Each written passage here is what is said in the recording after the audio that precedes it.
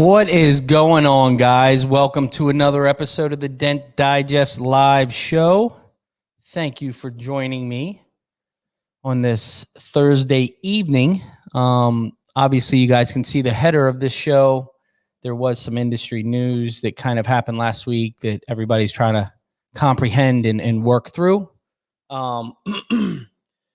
But there are a couple events I want to go over. I hope you guys have had a fantastic week. We've had a little bit of snow the last couple weeks. So it's been, it's always hard to work through snowstorms and schedule your repairs. So that's always been a little bit of a challenge. But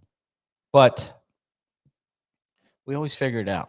That's what Shane says all the time. I'm freaking out because we got 300 cars to get done. And he's like, we always figure it out, dude. Like, calm down. I'm like, we got to get it done. We got to get it done. But whatever, So I got a couple tools here. I want to get into some new stuff that I got. I'm kind of excited about. I'm going to start off with the first one. It's kind of short and quick. And I talk about this tool all the time, how fantastic it is. And I got 2 more tips in the mail that I ordered. And I've used them and they work fantastic. And it is the K2 tips from A1. I got 2 of them. It's kind of the shorter, stubbier, sharp tip. It's kind of small. Works really, really well. And this one was a little larger. Now with this larger tip, I'm actually using it on my Carbon Tech hail rod. Pushes really clean. It is a sharp tip, but it's got a wider, seems like it's got a wider head on it than a lot of the sharp tips. And it just pushes a little differently. The quality of these, the weight, they're really good. I said to Maria, I was like, you guys are not getting any love on these tips because I'm telling you, they are really, really good tips. So check out their tips. They're cost effective and the quality is, it's really, really good. So now the next one, I was actually kind of excited about this when I saw it come out. It is the Saber hub for the tactical. And if you guys haven't seen this, I added the end. This is off of my T-handle. But what it does is it takes the hub straight in. So they're coming out with picks and all kind of stuff. So I think this is going to be a fan. When I saw this, I was like, this is freaking awesome. This thing is, that's a great idea for the traveling tech that, has to pack a lot of these tools. It's going to have just that hub end on it. And I think you can fit more tools, obviously, on your cart or in your truck. I think it'll just make life a little easier with less handles. Obviously, you have like Ultra with the interchangeable handles. And now with all these tactical handles and the B&D handle. But this thing, looks fantastic. The machining is really, really good. It does come off of this. So how this one came, I just added this extra long handle to it. And how this came with this and this as one. But you could put anything you want on there. You could put a shorter, just the ball on the end or extend it like I had it. But I think it's going to be a great addition over at Anson PDR with their tactical handle that they're selling. So if you guys haven't seen this, it'll be coming out. And it looks awesome. I don't have any of the picks yet, but the quality of these, all of the tactical handle stuff, the quality's been really, really good. So one tool I'm excited about is this product right here. And I do a lot of big smashes. So I've been using an inflatable basketball or football, the body bags, get them over at Anson PDR. They come in a bunch of different sizes. And when I got them, I was like, man, the quality on this bag, it's thick. It's really, really well made. And it comes with a bunch of different sizes. This will probably be my most used size, just because it'll fit nicely in that, quarter panel or fender, whatever you're trying to get. And I actually saw Mike using it as leverage on a fender. So he put it inside the fender liner, blew it up, and used it as leverage. Here's a much larger one. But I mean, they are thick bags, and it comes with all these variety of sizes, which is really, really nice that you have some different sizes in the kit. And here is the next size. And what you do is you hook up this little hose, and it goes into this quick release end. And you have a pump. It's just a little battery pump. Pumps it up to 12 pounds. Really quick on the inflation. But for me as a smash guy, man, this is going to be a huge addition to my arsenal of really, you know, getting the big stuff up and getting leverage. You know, I think it's going to be a fantastic addition, and you can get those over at Anson. So I want to get this thing going. I don't want to run out of time. There are a couple events, like I said. You have Dave Stream's Dream event that's going to be coming up here soon. I think it's in April.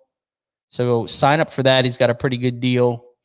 You also have Crystal over at Push Metal, and she's having a workshop. So if you guys haven't checked that out, you can go to her page. She's got pretty good information on what they're doing. And I love all these little workshops that guys are putting together. And I just think it's really good for the industry, as in getting everybody on the same page and pricing and new tools. And I think it's really, really good. So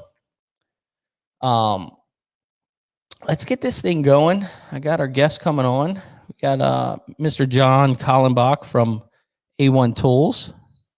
What's up, John? Hey, Ryan. Thanks. How are you? Doing well. Thank you. Yeah. How's the weather there? I believe it's about 12 degrees Fahrenheit, and nice. It's not going to get above freezing for about another 8 days. So love the tactical handle. We started selling that with Anson, and those have been super popular. And Craig's going to actually be up, I think, Monday at our place. And he's supposed to be bringing me one of those inline ones as well. So I'll tell you, I really think that's a fantastic idea. Yeah. It really is. Great job with him. And you mentioned it, the machine work, and this is coming from somebody that sees a lot of machine work, is just impeccable. It's great. Yeah. Yeah. And just these, even the body bags that just came out, I was really, really shocked on the pure thickness and the quality of them. You know, I would be worried about tearing them or cutting them or wearing them through, but it's really, really nice. I mean, even a lot of the tools that are coming out these days, they're not crap. You know, it's good stuff. Well, you know, I think guys are willing to pay for good quality stuff and, you know, pay a premium for it. And so I think that may be one of the changes or evolutions that we've seen in the industry over the years, is that they are willing to pay. If it works, absolutely, they'll pay the money to buy it. Yeah. Yeah. And one of the guys is commenting in here about the tubing. They do give you an extra bag so you can make the lengths a little longer if you need them. So there is that option too. I don't know. It's I like you know what I do like about the industry is the evolving part of it. You know, we're in an industry to where I feel like the job's getting easier. It's getting easier on the body, which Dave Stream has been saying for 15 years, you know, all about economic, or, you know, being with his knockdown and his, you know, always trying to help the body. And I feel like stuff like this really does that. It takes it off your joints. It takes it off your, you know, just wearing you out. And I think the repairs are getting faster. You know, you look at the new guys. I look at even Shane, my new guy, and he's not really new now, but he's still new. You know, they're fixing repairs faster than I ever did at that time. Right. So, well, but I think part of that, I think it is the tools, and the tools have evolved. They've gotten better. I know, like Rick Hummer, he started pushing in '90s, so 31 years ago. and he says, "Hey, I've worn my body out.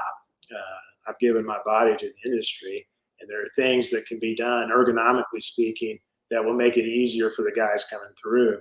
And so it's neat to see those ideas be brought to the fore, and I think it has pushed our industry forward. It's amazing what you see repaired out there on the internet, Facebook. I mean, I'm just amazed at what guys can do now. Yeah. Yeah. It's, it's been nice. It's kind of, what did my wife say? It's kind of a turbocharged industry. And what I mean by that is there's so many new things that come out every year. Every single year, there's something new and event, which happens everywhere. I mean, you go to SEMA and every one of those companies there have new tools, but I think we, as an industry, I think we're smaller, a little more niche. So with as much coming out, I think a lot of guys, see it. They're like, "Oh my gosh, I can't believe that." But I just bought this 7 months ago. So. Right. Well, there's this real proliferation, this explosion really over the last 4 or 5 years. And I'm not sure exactly all of the reasons why that may be. I think social media plays a part in it. The communication between technicians is so much greater than it's ever been. And I think also with the tool development companies, the communication has been greater than it's ever been. And, somebody that has a really good idea now can get that idea out there. They're not having to bring it to one of the major tool distributors to do that. Now, if they did have something, of course, we would be honored to carry it. But, social media allows them to channel their own product sometime. And so, we have just seen an explosion of really good stuff. Yeah, yeah. So let's get into this so we don't run out of time. Obviously, everybody has seen the news. It's kind of been the nuclear action here in the PDR industry, which, as an industry, it's been kind of, for me personally, it's been a little hard to comprehend and absorb. And obviously, a lot of guys have seen the PDR podcast, the PDR Tool Time podcast, and kind of heard what was going on there. And John Vidine kind of dropped his statement this week. But let's get into that, kind of get into some clarification is what we're looking at.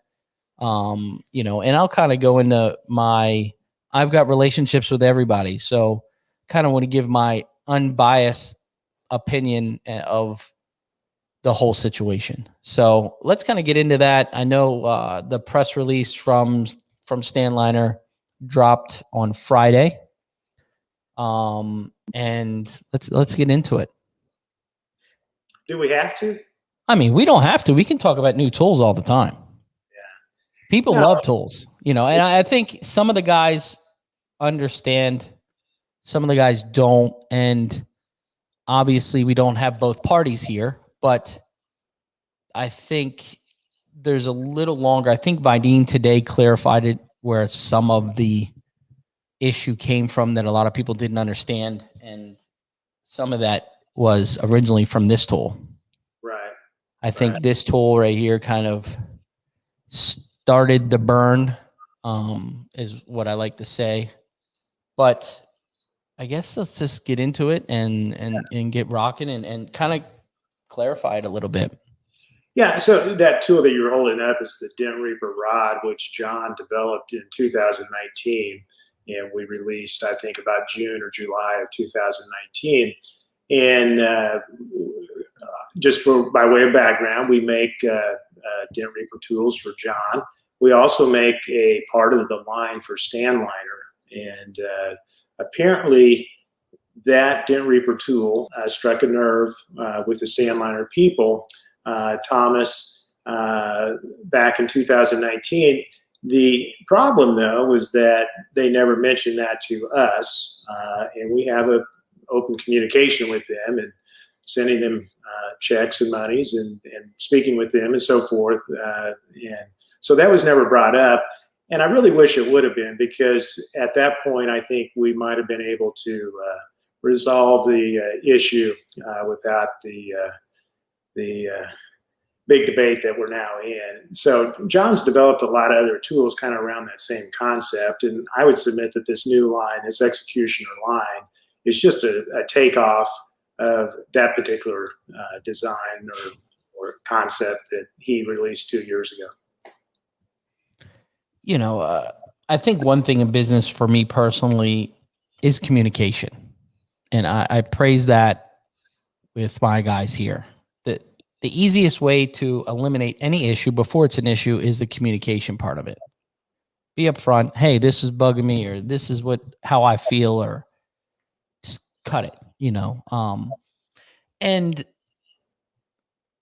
you know, sometimes it's tough. You know, we're dealing with different personalities. You're dealing with multiple tool designers, tool manufacturers, and you're dealing with some international changes, you know, some international culture differences that you have to work around. Now, I understand that like John and Rick have been working on the tool that was released, the executioner, for some time. Is what I understand. Right. So really, it dates back to last summer, and it's kind of interesting and ironic, frankly, that John was working on a concept with Dent Reaper, and we were going back and forth, and then Rick submitted a concept, and they were very, very similar. And so we said, we're afraid if we go forward with one guy or the other, that we're going to offend the other one. And so we said, hey, wouldn't it be cool if Dent Reaper and Excalibur kind of joined forces and collaborated in the development of this tool? And they did that. It worked really beautifully. They got along great. I don't know that they really knew one another that well prior to this collaboration, but it just made sense. They both lent things to the development of the tool, and we were really very, very proud of it, and we still are, for that matter. And you know, I said it was ironic that we were trying to make this accommodation between these two parties that we thought had something similar in nature, that we never even considered Stanliner in that question. And I think in part because this is a top panel tool. It's very similar really to a conventional hand tool that you would use to repair hail damage on top panels, or maybe even a whale tail.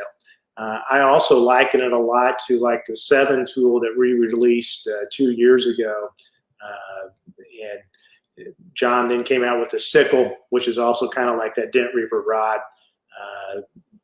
Anyway, we've worked around this concept for some time. Now, obviously, you guys are trying to mediate an issue before it came an issue, you know, with that.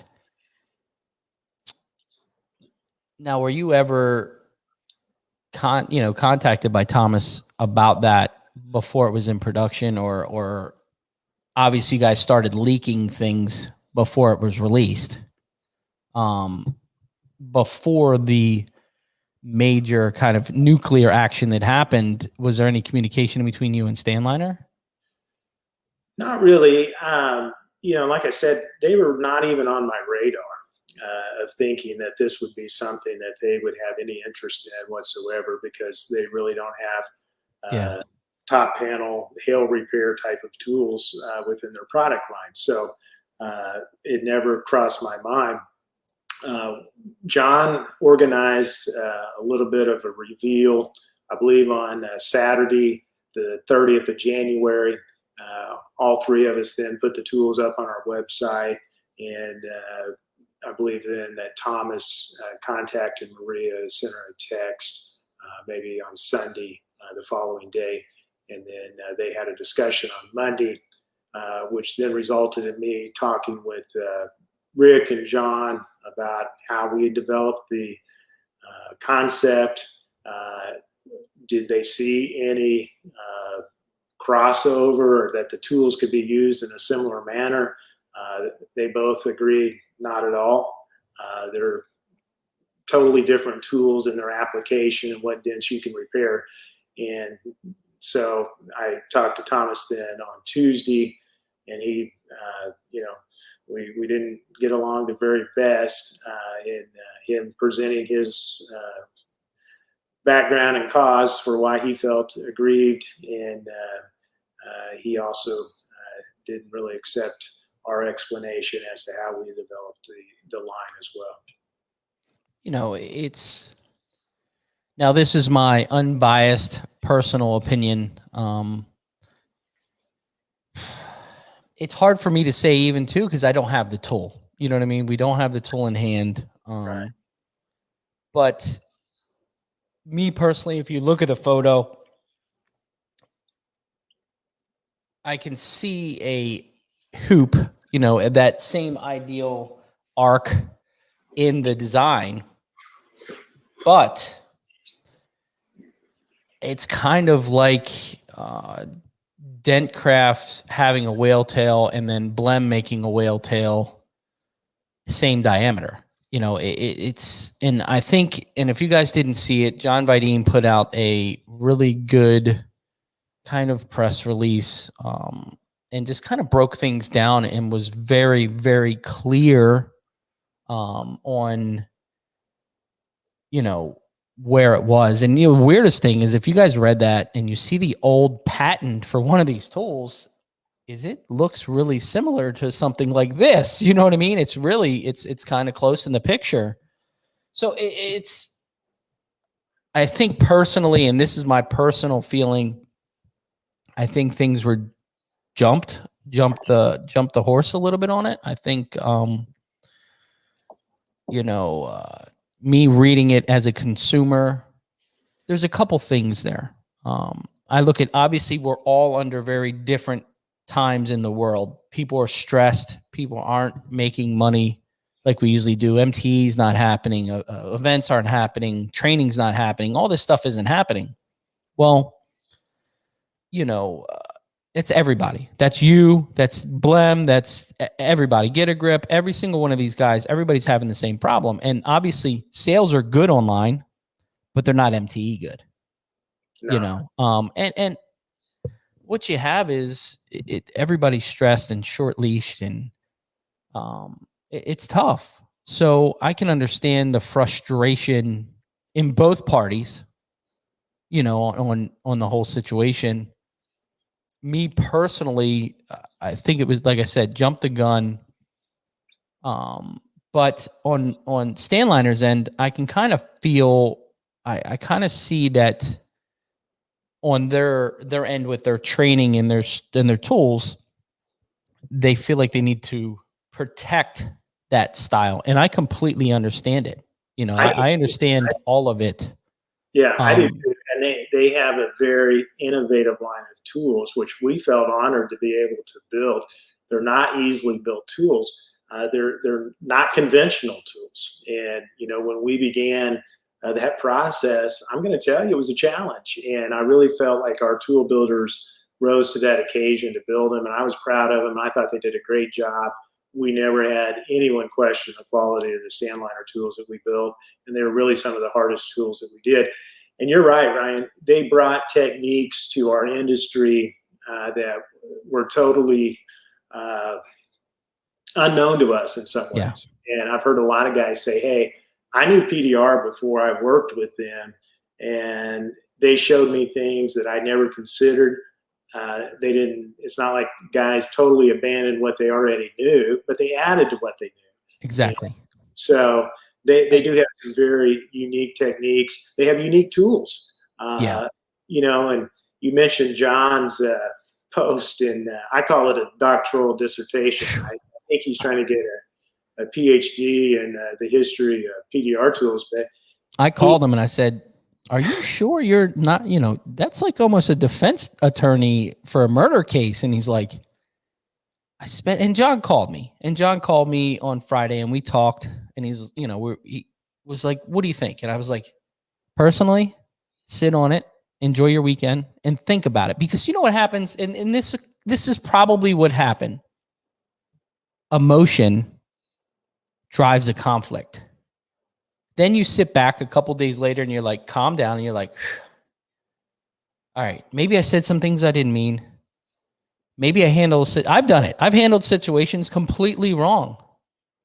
But then after I calmed down and I absorbed what was going on, I could really clearly put together in my brain how to handle it. And I think that's what he did. You know, I commend him on taking the time to put it together and pleading his case. You know what I mean? He kind of broke it down. But, you know, with the Stanliner thing, like I said, I think they feel like they need to protect their thing. And I can understand that. I think things are very cultural driven too. You know, you have an American culture, you have Lithuanian culture. Things are handled differently in each culture. Neither one of them are wrong. It's just what they know. So it's tough. You know, it's sensitive. It's a tough. It is. It really is, and it's a very delicate balance. And you know, like I said, we were trying to work between two people, two owners of tool lines that we thought that we might offend if we went with one or we went with the other. And like I said, the Stanliner line was not even one that we considered that this tool would infringe upon in any way. You know, because like I say, they really don't do any hand type tools that work on top panels for hail. And I think, like we said earlier in the conversation, I think that campfire was kind of smoldering a little bit, and this just kind of ignited it. I do understand, you know, and there are companies out there that copy tools. You know, I mean, there's the alligator tools that were copying a bunch of the Stanliner stuff. And, you know, it happens all the time. I see it on Facebook. I see posts and I'm like, what? Right. You know, so. It does happen, and that doesn't make it right. And I think I said on the PDR Tool Time broadcast as well that I think the tool companies really try to respect the designs of the other tool companies. Yeah. We don't have any legal protections in these designs. There's a few out there that actually have some patents on some things. I think Todd does. I think Ultra has some patents that protect particular designs. But even yet, we try to respect the work, the research and development of the other tool companies, and they do in turn. You know, some of the very closest people that we hold in this industry, relationship-wise, are those of the other tool companies, and you know, we're competing with them. I mean, we're trying to get that dollar from the technician to sell him a tool, just like they are. I don't know, but somehow that's kind of brought us together, and I have nothing but respect, really, for every other tool manufacturer out there that I've had the pleasure of meeting, and that's most of them. And there's a lot of guys in this industry. They don't quite understand what it takes to make any of this stuff. You know, the people look at price. They're like, oh my gosh, you know, that's expensive. Yeah. And the patent product, you know, a lot of my friends that I talk to on the regular that are not in the paintless dent repair industry, they're like, why aren't you guys patenting these tools? And I said, by the time you pay to get a patent, the tool's already outdated and something new's on the market. We're not big enough of an industry to really put a patent on everything that's coming out, because by that time and money, you have no profit in that product. Now, it does take a lot to develop these products. Like I said, John and Rick and myself, we worked about 8 months on the development of the executioner line. And it's not like every day we went in and we spent 8 or 10 hours. How are we going to do this? I mean, but, you know, there was a lot of back and forth and the shipping of the tools and then getting the feedback from John and from Rick. And they're great to work with. Sometimes one will tell you one thing and the other will tell you something else. And you're right, Ryan. I mean, even on a tool that's really successful, we're talking about selling hundreds of, maybe we get into 1,000 of something at some point in time. And just you have to recoup what you've spent over 100 units or 200 units. It's not going to be cheap. And No. so, No. you know, we have technicians that look at tools and say, well, hey, there's not $3 worth of material in there. They're right. There's a lot of labor in there. There's a lot that goes into making that tool something that's going to make them a lot of money. Now, my one technical question, when you guys originally took the partnership with Stanliner, were there any conversations with tool designs to stay away from? Is there any restrictions there when you first started, you know, with your partnership with them? I don't recall anything specific, but, you know, just like any other tool line, we're not going to copy or knock off anything that they're currently doing. So they release certain positions for us to build for them. And I don't know, before this, we were probably making, I'm going to say 35 or 40 different positions for Stanliner. We didn't try to make anything that they had not authorized us to make. Yeah. Although I think we're capable of making the entire line. I mean, as far as a skill level, there's nothing in their line that we couldn't make. Oh yeah, the quality they were there. I mean, it was. Yeah. So yeah, we tried to stay within, you know, that guideline. But like I said, that would be the same guideline that we would use with anybody. I mean, we could make Dentcraft's line of tools. I don't know why we would. It's already there. It's available. And so, I don't think it'd be well received in the marketplace if we tried to do something like that. And that's where I think we are now. A lot of you guys have relationships. You have relationships with Blem. You have relationships with Dentcraft. Why? You know what I mean? Why would you tarnish that relationship over a tool that they're already selling? You know what I mean? Why put that time in it, and why even take that chance? You know, I just. Yeah, you really wouldn't. And you know, we used to make custom tools. We may get back to doing that some. It's kind of fun for us to do and all of that. But sometimes somebody would call us and say, hey, you know that Dentcraft tool, and they give us a number or whatever. And I want it just like that. I'm like, just call Dentcraft. You know, they're going to make you a great tool, and they're actually going to sell it to you for less money than I could make one of them for. To make one tool is not a very efficient and cost-effective process. And so, and I think Richard would say the same thing there. And really all of our tool building community, there's a real healthy respect, I think, across the board. You know, it's bad. I mean, I had a lot of talks with my wife because she's out of the industry and she's way smarter than I am. And I think it's bad for the industry. You know, you look at the industry as a whole, and the negativity and I just felt, for one, I felt bad for everyone. Stanliner, John, Rick, you know, you look at it as an opportunity to grow this industry and evolve. And I said this earlier, the tools are evolving every year. They're getting better. They're getting easier on your body.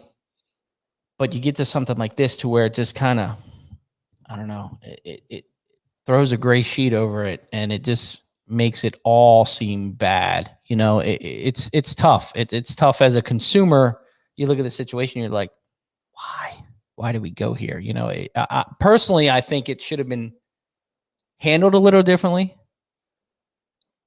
But like I said, at the end of the day, it's kind of how each party wanted to handle it. I don't know. It was a tough thing. And I said before, I think your response was cut and clear. I think it was very easy. I think what Thomas wrote, you know, it was written well enough to where you could understand what was going on through his thought process. But I don't know. It's just a tough situation. You know, I felt bad for everybody. I reached out to everyone. I was just, you know, it's just tough. It's a tough situation. Well, it is. It's unfortunate. And, regrettable, and certainly I would apologize for any shortcomings that we have in the situation. Now, when I say that, that means that I wish that I would be able to diffuse the situation somehow, that it wasn't being aired out here in public, because I think it looks bad for A1. It looks bad for Stanliner, for everybody involved. And so, when I sit in this chair and I'm talking to you, Ryan, I wish we were talking about some new tools. I wish we were talking about Exactly. how great they are and all that and the other. So I like I said, I apologize to the industry that it reached this point. Sometimes you do what you know how to do. It doesn't go the way that you want it to, and you just do the best that you can do with it, and that's what we're trying to do. And I have nothing but respect, really, for everybody involved. I think Thomas came to his conclusion maybe too quickly. I wish he would have put the tools in his hands so he could have seen the differences. But certainly for Rick and for John, I know how they came to this design concept, and I know it wasn't in any way, shape, or form trying to emulate, copy, plagiarize, whatever you want to say, a Stanliner tool. They had something totally different in mind, and I think they were very successful with what they come up with. And I think it's going to be really a good line for us, and I hope people will gravitate toward it. I think it'll be great. And Crystal's saying something we kind of mentioned, to where if there was an issue, and it's like anything, even an argument with you and Maria, she aggravates you with something and you sit on it for 2 weeks and she does it again and she does it again and you just explode. Yeah. Right? You just explode. We're back to that communication, So, well, and I really wish, that if Thomas had a problem with the Dent Reaper rod 2 years ago, that he would have said something. And I really think that we wouldn't be sitting here tonight in dark clouds over the industry and so forth. It's going to pass. It will. It's going to be fine. But I think we could have, we wouldn't have to been here. And I think there's a lot of support for all of the companies, for Stanliner, for you, for the Dent Reaper, for the Excalibur, all of those tools. Everything there is a fantastic, tool company and designer. Really, they are. I mean, it's amazing how people do different things, and they have their own take of particular products. And like I say, I have nothing but praise for the Stanliner line of tools and their techniques. They've offered the industry things that they had never seen before. So I'm not going to take that away in any way, shape, or form. I don't know. It's I'm glad that it's being handled the best way it can. I just wish, and I'm going to give some love to Jim Mitchell. I called him the other day, and if you guys haven't seen it, you need to go check out his video. By far the best video he's ever put out in the 3,526 videos he's put together. It was very factual. It was very to the point. It was very understanding, because I think he was one of the only people in the universe besides the two guys to have the tools, and he could sit there and he had every Stanliner tool in front of him. He had the executioners with him, and he was physically showing what they did and what the differences were. And I think if Thomas had those tools in hand, it may have eased the situation a little better. But Jim, shout out to you. You did a fantastic job with that video. Just very factual, very to the point. He has relationships with everyone there too. So it is a sticky situation, but at the end of the day, a fact is a fact. And I thought he presented it very professionally and did a fantastic job. Yeah, he really, really did. And I don't think anybody asked him to do that. Certainly we didn't. I don't think John or Rick did either. And Thomas would not have. So it was a great video. I think he even acknowledged, perhaps in that video, that he and my wife, Maria, hadn't always seen eye to eye on a personal level, and he was just offering that just to say, hey, I'm giving you my objective opinion as to what I think these tools are, the executioners, relative to the pirate hook and the crane of the stand liner. So it was a great video. You're right. And like I said, if you guys haven't checked that out, I think it's under the Real World PDR Training YouTube page. Just fantastic. I mean, really, really good. I think we've all learned something from this, so that's a positive thing. I'm trying to take the positive out of a bad situation. There's a lot of people upset. There's a lot of talk about it, a lot of buzz. But as an industry, I think one thing we've learned is that our industry is evolving and it's growing. You know what I mean? You're taking a tool that works this way and making adjustments and making it work this way. You know what I mean? You're making the adjustments to help the industry in all hands. And sometimes people get upset. I understand it. Well, right. I think we make maybe between all of the lines and then our own line, our A1 line, I think we may make about 16 to 1,800 different tools. And then, like I said, we did custom tools on top of that. It's hard to keep them all straight. And sometimes just the littlest of change to a particular tool, it may be the angle of the tip, it may be the thickness of a tip, it may be the sharpness of a tip, just all the various things. Even though they look minute, the change, it has a tremendous impact to how that tool works. And so there's only so many combinations out there. And, they all have a handle, they all got a shaft, they all got a tip, they're all designed to push metal. So it seems like we've pretty well covered all of the bases on tool design, but yet there's going to be new stuff coming out too. So now, do you think this situation would have been a little different if we had an MTE? Well, it might have made MTE really interesting. Oh man. Transpired real time right there in Orlando.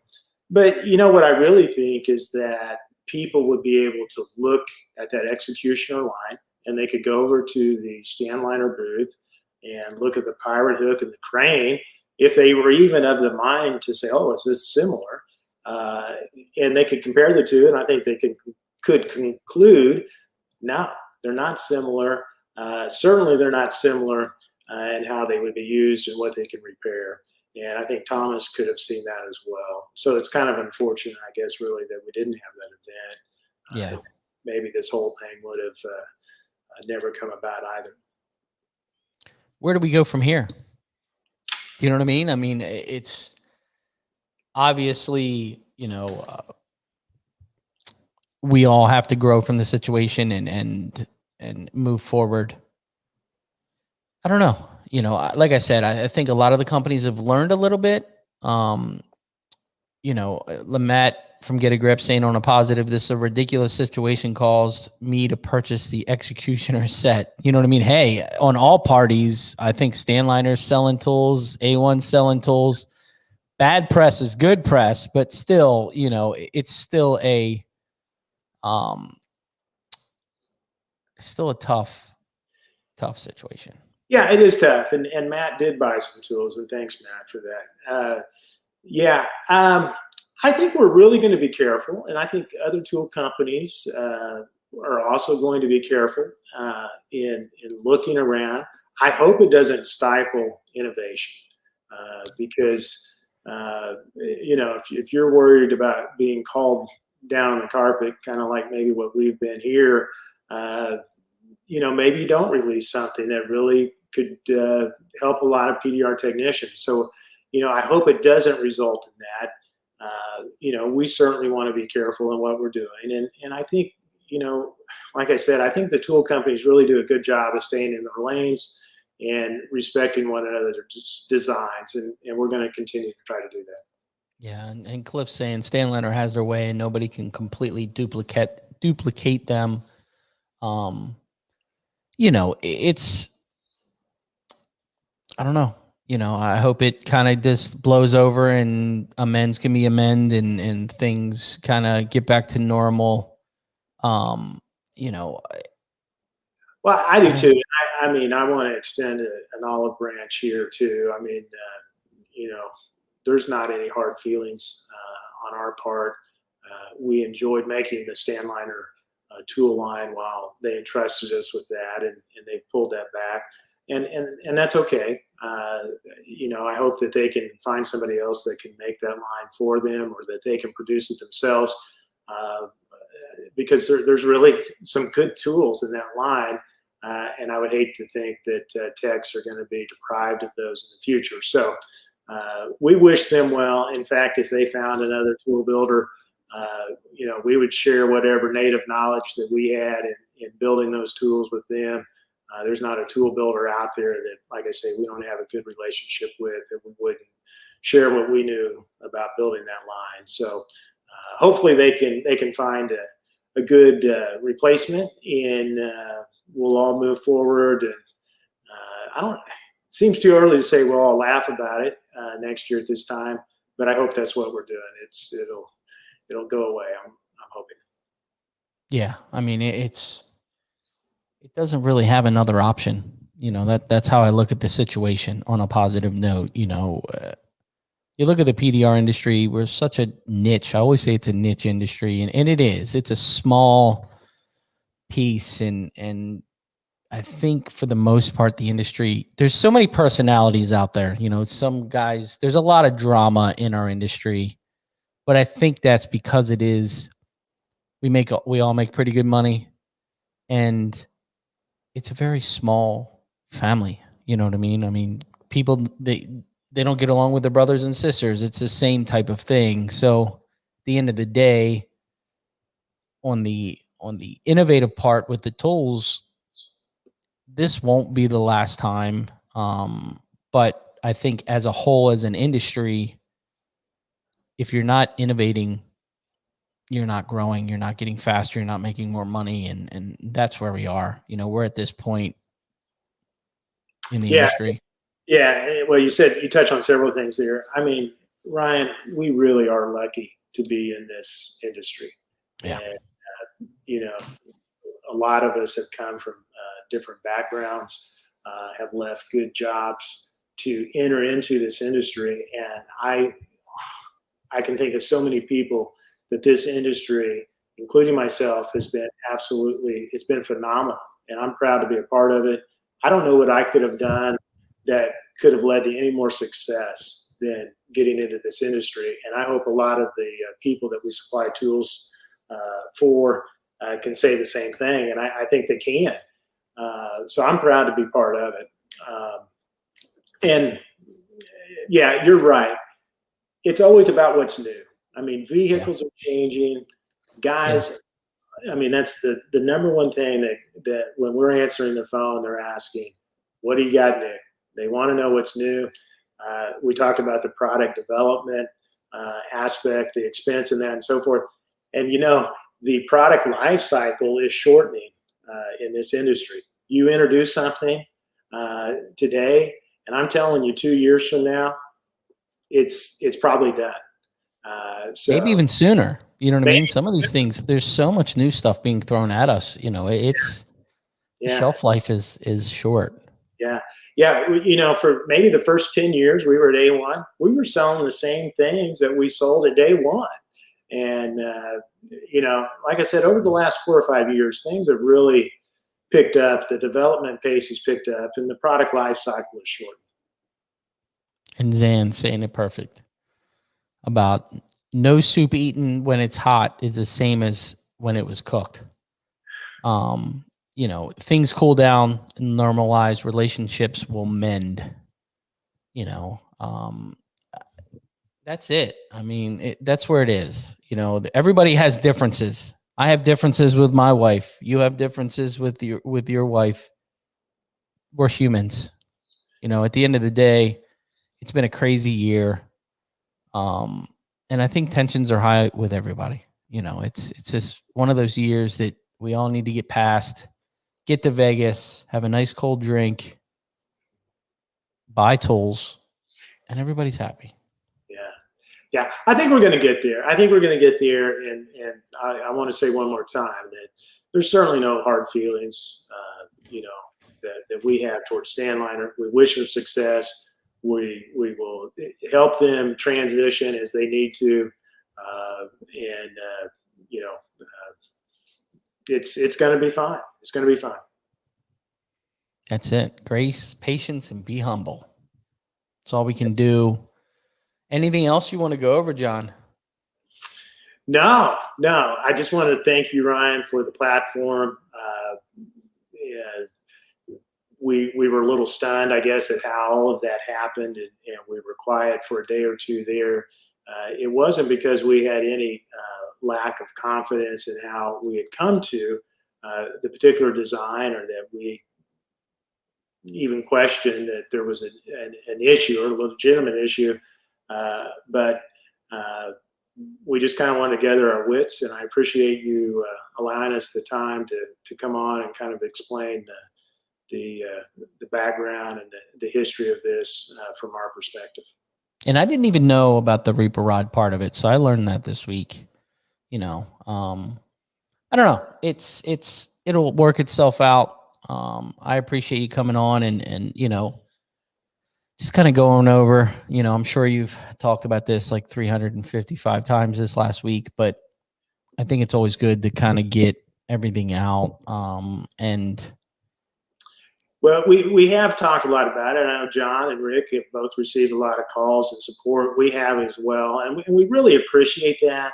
It's not, and I don't want to minimize those calls and the support that people have shown. I don't want to minimize that at all. It's not about, to me anyway, how many people we can get on our side of the equation, or how many people Stanliner get on their side of the equation. That's not what it's about. It's about putting out there how we came to this process, and that it's just not the same. And you know, if people want to consider the evidence, Jim Mitchell's video is great. John's video and his dissertation is great. Look at those things, consider them, and you know, make up your mind from there. yeah, I mean, I said it earlier. It's almost like you need to plead your case. You know what I mean? You need to break down. And the biggest problem on this whole situation, you don't have this one. You know what I mean? It's very hard to take a brand new Ford and compare it to a Silverado. They may both look like a truck and have 4 doors and an 8-foot bed, but what's the difference is if you don't have one or the other? It's very difficult. And that's, you know, in my situation, I can't sit back and say one or the other because I don't have all those Stanliners, and I don't have the executioners. So it's kind of that, I understand, but at the other end, it's hard to say that's a copy, that's not a copy. That when you're looking off of a photo, it's very difficult. So I think at the end of the day, everybody will make their own opinion, and at the end of the day, we're allowed to have them. That's right. And you know, maybe what everybody needs to do is buy our set, and you know, that way they can hold them in hand, and they can make a decision then. I'm kidding, but yeah. I'm not kidding about this. They are a great set of tools, and I really think they're going to do very well. And I think as more people get them in their hands, they're going to say, hey, absolutely, this tool is different and what it can fix than what the Stanliner tools that were the subject of the discussion can fix. And those Stanliner tools can fix dents that these tools don't address too. So it's not like an inferior, one tool is inferior to the other one. They just do different things. Yeah. Yeah, I mean, I'm not using a dent dial to fix a dent in a roof. You know what I mean? So obviously, like I said, I don't have one or the other, but on the end of the day, a use is a use. I don't know. I think that's about it. You know what I mean? Like I said, I think John Jim Mitchell did such a good job, man. And me and him have had our differences and talked about it, but he did such a good job just explaining the differences, and very biased. And that's where I think some of this has to be. I think this industry, on some of the reviews on tools and stuff, there's some biased ends of it. I think, and I think there needs to be some realness to some of them, you know. But at the end of the day, everybody has their own opinion. Somebody may tell me that these body bags don't work for them, and they work fantastic for me. That's my opinion. So I don't know. We'll see. Yeah. Keep innovating, guys. Don't give up on this just because of one hiccup. And communication. That's our positive speak today. Communication. If you don't communicate, things brew and you never get the answer. So I appreciate you coming on, and just clarifying a little bit. And that's kind of where I wanted to be with this, and just clarify some questions that guys reached out to me. And, you know, I just kind of get it over with, you know, get it worked out. Yeah. Well, and so I told John and Rick both, I think this is probably the end of the discussion for us. You know, we've kind of put forth and with Jim's video as well. I don't think you're going to hear any more out of us. And then hopefully that we can kind of repair some relationship there too behind the scenes. And I hope that can come at some point in time. So yeah, Ryan, thank you very much, and appreciate the platform. Definitely. And that's it, guys. We're going to cut it off here. I appreciate you watching. I wanted to get some clarification out there. And you guys have a fantastic evening. Next week, a non-PDR person's on, but you guys are going to really enjoy this comeback story and positivity. So prepare yourself for that one. I appreciate you guys. Have a great night. Keep it real. See you next week. See you guys.